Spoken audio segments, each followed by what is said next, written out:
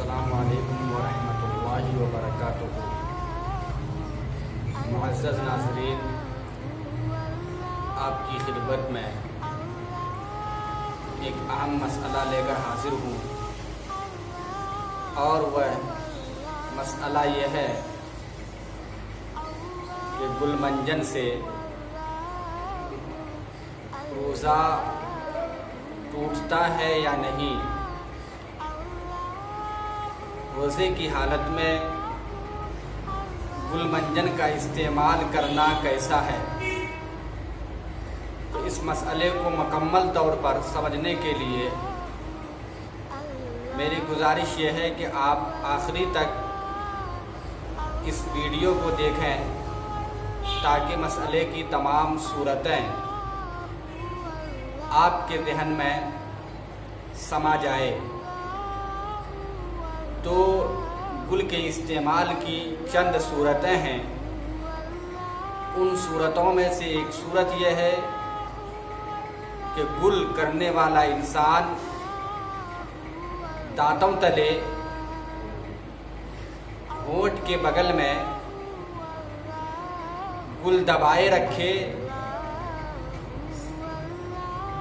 تو اس صورت میں اس کا روزہ ٹوٹ جائے گا کہ چند منٹ تک گل دبائے رکھے،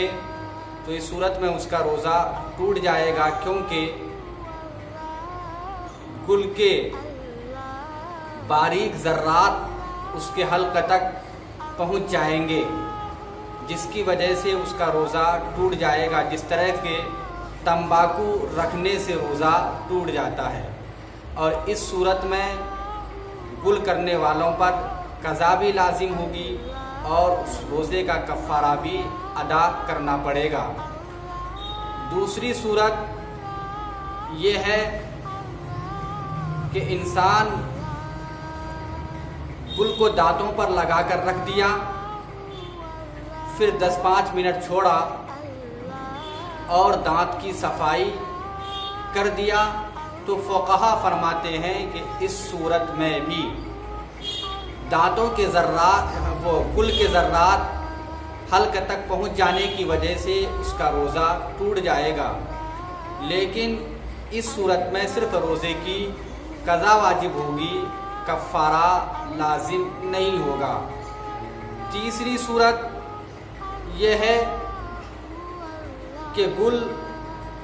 دانتوں پر فوراً ملتا ہے اور فوراً رگڑ کر کلی کر لیتا ہے، تو اس صورت میں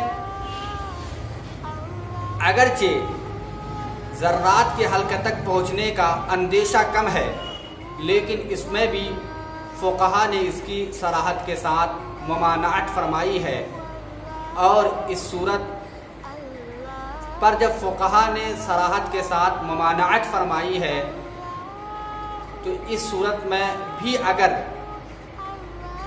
گل کا ذرہ برابر بھی ذرہ حلق تک پہنچ جائے تو روزہ ٹوٹ جائے گا۔ اور بعض فقہا نے اپنی کتابوں میں گل کو مفسد صوم یعنی روزہ کو توڑنے والا لکھا ہے، لہذا تمام روزہ دار حضرات سے گزارش یہ ہے